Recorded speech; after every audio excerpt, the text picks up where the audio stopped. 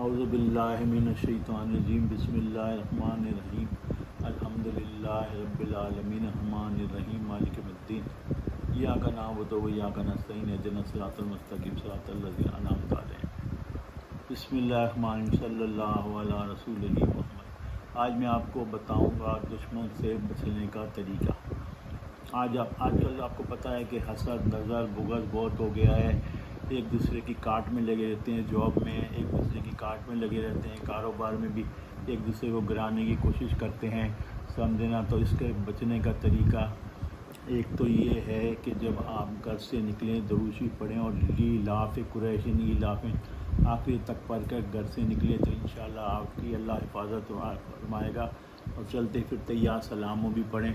دوسرا، اعلیٰ حضرت نے شمع شبستان میں لکھا ہے کہ اگر آپ کا کوئی دشمن ہے، آپ کو کوئی تنگ کرتا ہے، اور اگر پورا گاؤں کا گاؤں آپ کسی کو قتل کرنے کے در پہ ہے، اگر وہ یہ پڑھے گا برائے حضرت دستگیر دشمن ہو زیر اول آخر درود شریف اور 11 دن 511 دفعہ پڑھے تو یا تو کمپرومائز ہو جائے گا یا دشمنی کرنے والا برباد ہو جائے گا۔ میرا بھائی سعودیہ میں ہوتا تھا، اس نے کہا میرا افسر مجھے بہت تنگ کرتا ہے، میں جاب چھوڑ رہا ہوں۔ میں نے کہا تو 15 دن نہیں چھوڑ، میری بات سن لے اور پھر تو بے شک چھوڑ دینا۔ تو میں نے بولا تو یہ پڑھ۔ اس نے جب یہ پڑھا تو اس کا جو افسر تھا جو اس کو بہت تنگ کرتا تھا، غبن کے کیس میں پھنس گیا اور جیل چلا گیا اور اس کی جاب بھی چلی گئی۔ اور اسی طرح میں نے کئی اوروں کو بھی بتایا تو ان کو بھی بہت اس سے فائدہ ہوا۔ کمپرومائز ہو جاتا ہے یا دشمنی کرنے والا برباد ہو جاتا ہے۔ بڑا مجرب نسخہ میں آپ کو یہ دے رہا ہوں۔ اور دوسرا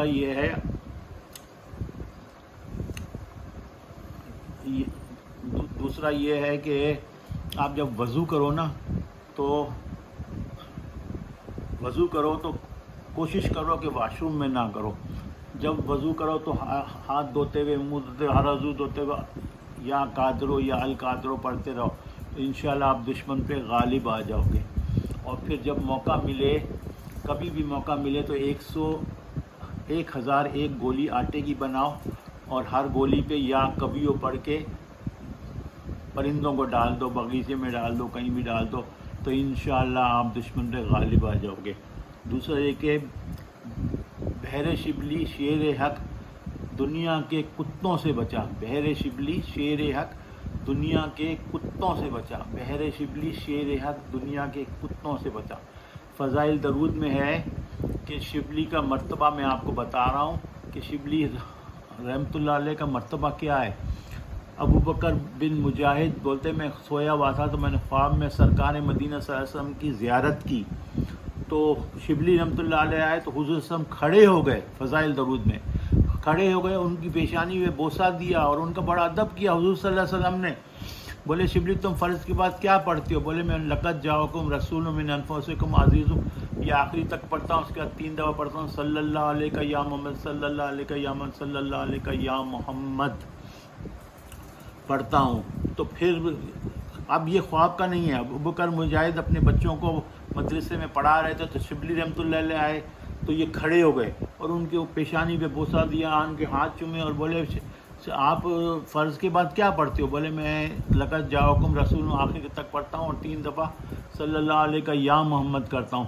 اور جب وہ شبلی چلے گئے تو بچوں نے کہا کہ ان کو تو اہل بغداد پاگل سمجھتے ہیں اور پتھر مارتے ہیں، تو آپ نے ان کا اتنا ادب کیا۔ میں نے کہا کہ میں نے وہی کیا جو حضور صلی اللہ علیہ وسلم کو کرتے ہوئے دیکھا۔ تو یہ بھی بڑا مجرب ہے۔ جب 511 دفعہ وہ پڑھیں اور 111 دفعہ یہ پڑھیں انشاءاللہ۔ انشاءاللہ اللہ آپ کی حفاظت عطا فرمائے گا۔ تو دوسرا یہ کہ یہ چھوٹی سی میں نے یہ ویڈیو بنائی ہے، جو اس کو فارورڈ کرے اللہ اس کا ایمان پہ، اس کے والدین کا ایمان پہ خاتمہ ہو اور بغیر حساب کے جنت میں جائے، سمجھے نا۔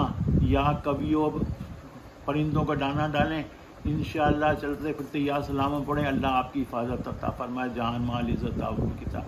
وصلی اللہ تعالیٰ علی خیر خلق نور عرشی محمد و آلہ و اصحابہ اجمعین برحمتک یا ارحم الراحمین۔ 5